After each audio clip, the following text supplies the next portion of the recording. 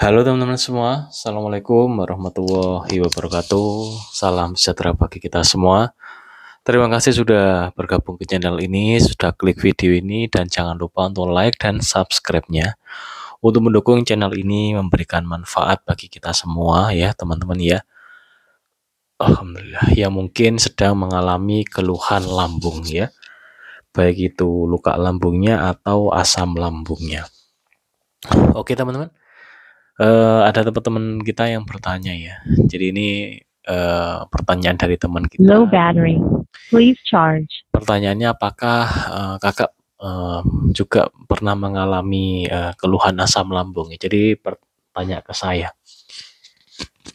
Oke teman-teman, ini mic-nya baterainya habis. Sebentar ya, saya ganti. Tidak apa-apa ya, karena udah terlanjur record ya. Power off.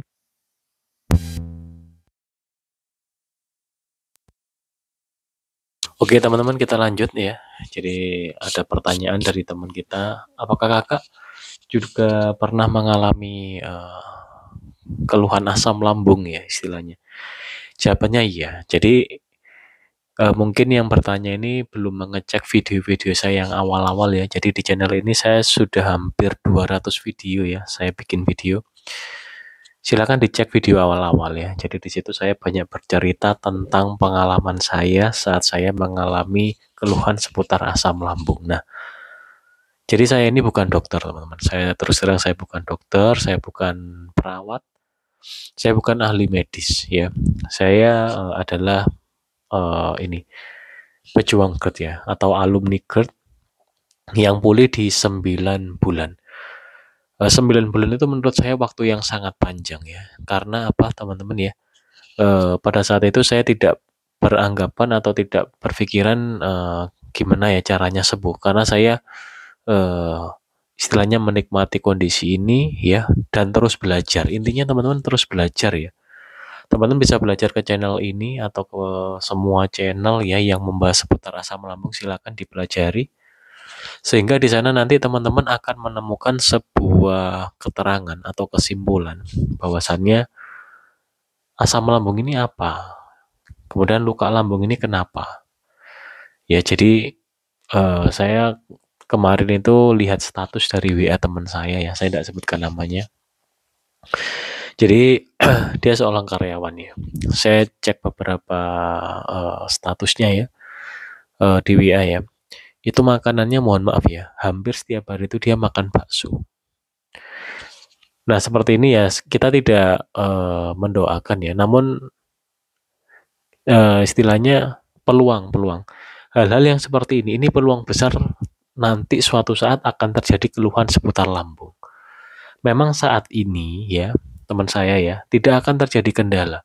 Setiap hari makan bakso, setiap hari makan gorengan semisal ya. Dan setiap hari ketemu bakso yang dikasih dengan caos teman-teman, pewarna ya. Mungkin saat ini tubuh kita tidak akan merasakan keluhan. Karena apa teman-teman? Masih kuat gitu ya. Seperti saya dulu juga gitu, istri saya juga gitu ya, dan beberapa teman-teman lain ya, yang banyak sekali istilahnya berkonsultasi dengan saya, sehingga di situ saya bisa mengambil kesimpulan ya. Jadi kesimpulan itu bisa kita ambil berdasarkan pola penelitian kita lah sepertinya. Apa menurut saya seperti itu. Jadi jika istilahnya tubuh kita masih kuat teman-teman ya, jadi asam lambungnya juga akan masih baik-baik saja. Namun nanti kalau kondisi dari asam lambungnya ini udah mulai tidak kuat ya, jadi tubuh itu dia bisa memperbaiki diri sendiri. Jadi asam lambung itu bisa diperbaiki sendiri, keasamannya bisa, secara alami bisa. Oleh karena itu, ini pengalaman kakak saya ya, dia mengalami GERD ya. Jadi asam lambung ya. Kalau dokter kan menamakan asam lambungnya ya, asam lambung itu. Asam lambungnya naik, asam lambungnya naik. Nah, beberapa kali kejadian ya, ini kakak saya itu tetap protokol yang dilaksanakan ya oleh dokter konvensional itu menggunakan obat penekan asam lambung dan beberapa vitamin. Sehingga semisal kambuh 2 minggu sembuh. Setelah sembuh, ya udah obat lambung tidak diminum ya. dan makan normal, semua makanan dimakan normal. Nah, oleh karena itu saya bisa mengambil kesimpulan bahwa tubuh kita ini bisa memperbaiki diri kita sendiri. Jadi asam lambung ini bisa diperbaiki sendiri asalkan pola makan dijaga. Nah, namun pada kakak saya itu terkadang masih terjadi sendawa. Jadi yang harus dilaksanakan seharusnya terapi. Terapi apa? Terapi pengasaman lambung. Dalam hari ini terapi pengasaman lambung bisa menggunakan cuka apel atau betain HCl.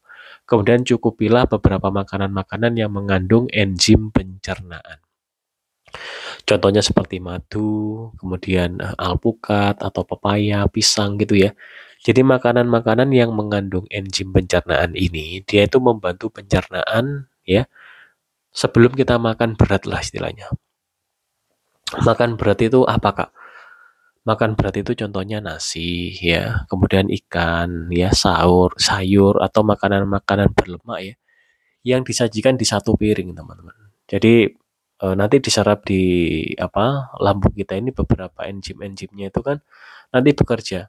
Mana yang menyerap karbo, mana yang menyerap protein, mana yang menyerap lemak gitu.